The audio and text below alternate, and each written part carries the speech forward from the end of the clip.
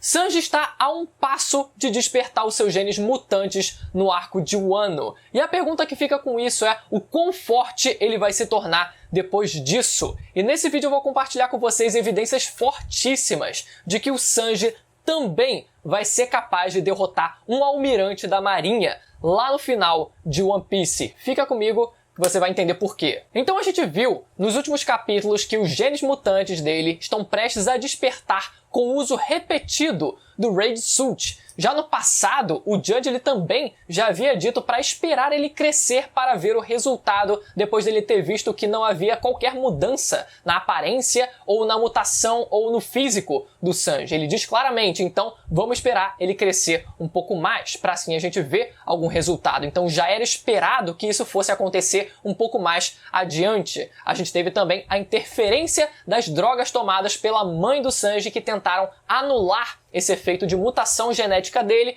mas agora a gente está vendo que isso só serviu para postergar e possivelmente alterar também o funcionamento, as características dessas mutações genéticas em relação ao Sanji. O Sanji ele manteve as suas emoções e ao mesmo tempo ele também vai conseguir usar essa capacidade física que os outros irmãos dele também possuem. A pergunta que fica com isso é, será que quando ele despertar esses genes, ele também vai mudar a cor de cabelo dele? Afinal, os seus irmãos eles tinham cores de cabelos diferentes por conta dessa mutação genética, já que os pais ambos eram loiros e os filhos cada um tinha uma coloração diferente de cabelo, com exceção do Sanji, que continuou com o cabelo loiro. Eu acho muito difícil que isso aconteça porque iria descaracterizar muito o personagem. A gente já tem uma imagem muito simbólica e muito clara do Sanji ele sendo um personagem loiro, e eu acho que por conta disso, por conta dessa mudança ser meio radical, talvez eu acho difícil de ter uma mudança, mas seria bem legal se ele tivesse uma coloração de cabelo diferenciada para combinar agora com os irmãos também. Mas o quão forte ele vai se tornar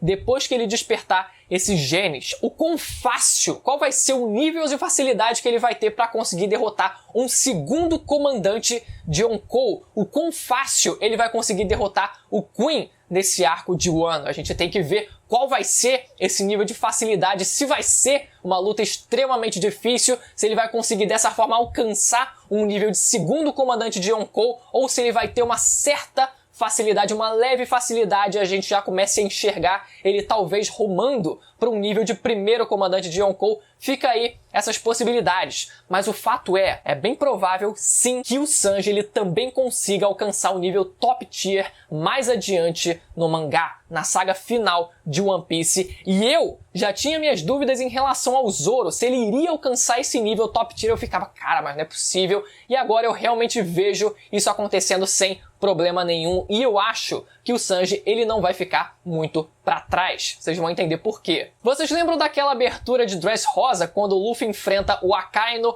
o Zoro enfrenta o Fujitora e o Sanji enfrenta o Kizaru? Bastante icônica aquela cena, apesar de, se aquela luta tivesse acontecido na vida real entre aspas, dentro do mangá, o trio do bando seria destroçado. Todo mundo sabe disso, né? Mas o mundo parecia muito simples quando a gente viu a introdução de um almirante espadachim. A gente viu a introdução do Fujitora e fez total sentido a gente acreditar, assim como quem produziu aquela abertura do anime, ter colocado o Luffy simplesmente enfrentando o Akainu, o Zoro enfrentando o novo almirante espadachim que havia aparecido, e depois o Sanji enfrentando o Kizaru. Parecia muito simples o mundo, só que depois a gente viu o final do arco de Dressrosa. E como a gente viu, o Fujitora ele criando um afeto pelo Luffy. Ele praticamente virou amigo do Luffy no final do arco de Dressrosa. E eu acho que isso vai ser um fator fundamental para ele não se colocar na frente do bando, mesmo sob as ordens do Akainu, indo lutar com tudo, principalmente na guerra final. Ainda mais que o Fujitora ele já cumpriu o seu objetivo que ele pretendia dentro da instituição. Ele conseguiu desinstituir o sistema dos Shichibukai. Então, meu amigo, o Fujitora tá a um passo de falar assim, ó, quer saber? Não tô a fim de receber mais ordem nenhuma de você, eu vou embora daqui. E mesmo que ele fique, olha só o tanto de discordância que ele tem em relação ao Akainu, sabe? Então todos esses três fatores, eles vão pesar muito pro Fujitora ele simplesmente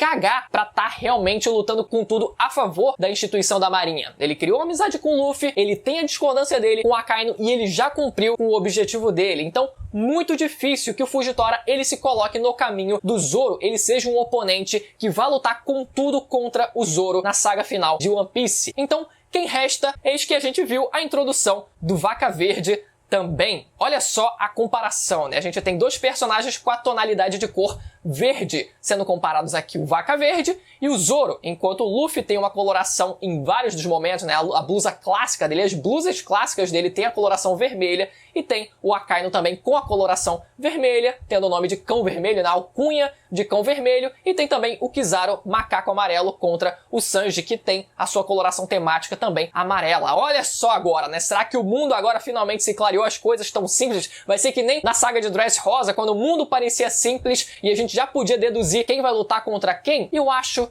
que talvez não. Apesar desse paralelo de cores que a gente consegue estabelecer aqui, eu ainda me pergunto se o Vaca Verde ele também vai dar uma de Fujitora e acabar metendo um pé lá na frente da instituição, porque ele desde o começo, desde a sua aparição, se mostrou um cara que não tá muito aí para seguir ordens. A gente ainda não sabe qual é a meta dele, qual é o seu objetivo dentro da instituição, e ele provavelmente vai seguir o mesmo caminho do Fujitora. Ele quer mudar alguma coisa dentro da instituição que a gente não sabe o que, algo mais específico. Então será que ele vai precisar lutar com tudo lá no final da saga de One Piece contra o bando do Luffy? Mas caso o Vaca Verde ele fique ainda dentro da instituição no arco final de One Piece, pode ser. Existem argumentos para o Zoro enfrentar ele, mas existem também fortes evidências de que ele seja um oponente pro Sanji. E aqui a gente vai entender por quê. Foi compartilhado lá no grupo do Facebook pelo Renan Cunha várias evidências evidenciando, olha só, hein, fiquem atentos ao dialeto, evidências que evidenciam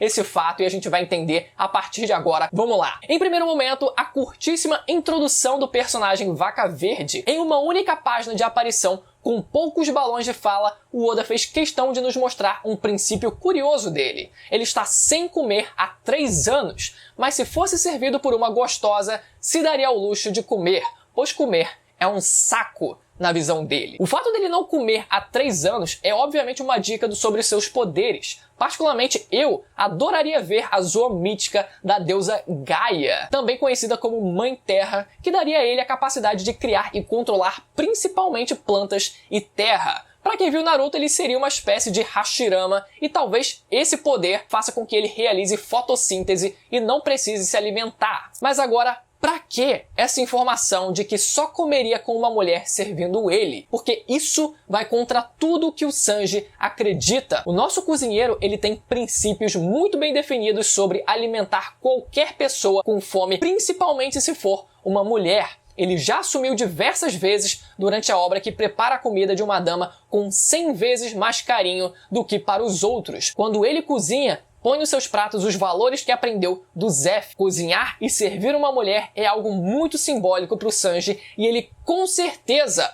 não gostaria de ouvir alguém falando que só come se for servido por uma gostosa. Na verdade, ao contrário, o cavalheiro é quem deve servi-las. O segundo argumento é de que o Sanji ele traça um paralelo com uma figura mitológica budista chinesa chamada Neza. Prestem atenção nessa história, galera. Essa é a parte mais legal da teoria. Estamos cansados de ver teorias que relacionam o Luffy ao Sun Wukong, do romance chinês Jornada ao Oeste, e o Oda realmente faz referência a essa mitologia em diversas oportunidades. Nessa jornada, Sun Wukong encontra um companheiro chamado Neza, e vendo sua história é possível perceber os paralelos desse personagem com o Sanji. A mãe de Neza passou por um sacrifício para que ele pudesse nascer. Ficou grávida por 3 anos e 6 meses. Neza é um príncipe, terceiro filho do grande comandante militar Li Jing e sua esposa Lady Yin. Neza tinha um temperamento ruim e não se dava bem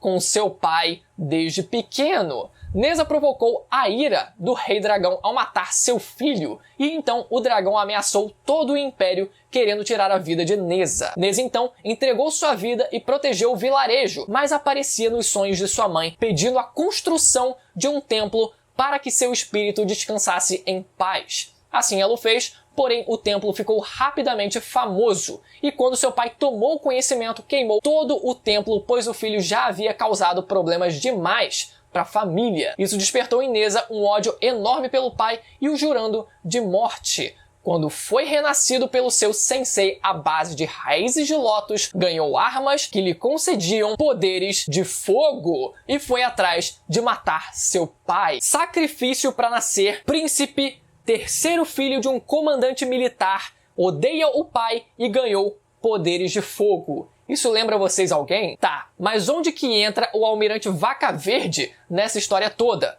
Muito simples. Na jornada ao oeste, a maior aparição de Neza é quando ele derrota um ser chamado Bull Demon King, ou, traduzindo para o português, o Rei Demônio Touro. Talvez isso não seja uma mera coincidência, apesar de eu zoar falando que o almirante se chama Vaca Verde, mas existe a possibilidade de ele também ser um homem, de ser um touro verde, né? É mais porque eu achava que ia ser uma mulher, mas acho difícil isso acontecer agora. Inclusive, a título de curiosidade, existe um filme animado chinês chamado Neza, para quem quiser conhecer melhor a sua história. E o último argumento, mas não menos importante, a sua alcunha de Blackleg Sanji. Isso esconde um fator muito importante para fortalecer essa ideia dele enfrentar o Vaca Verde. Porque, se vocês repararem na tradução, Blackleg é o nome de uma infecção bacteriana que acomete principalmente bovinos, com muitos casos de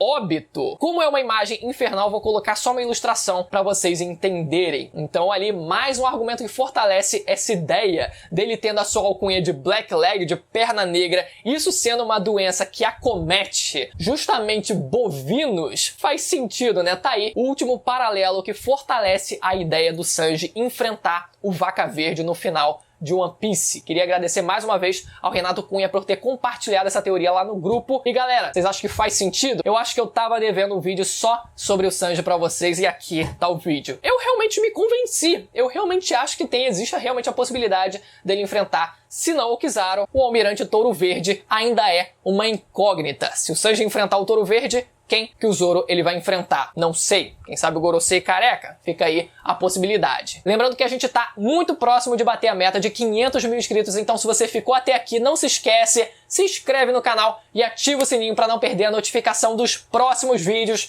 Conto com a sua inscrição para a gente poder bater essa meta logo. Até a próxima. Tchau.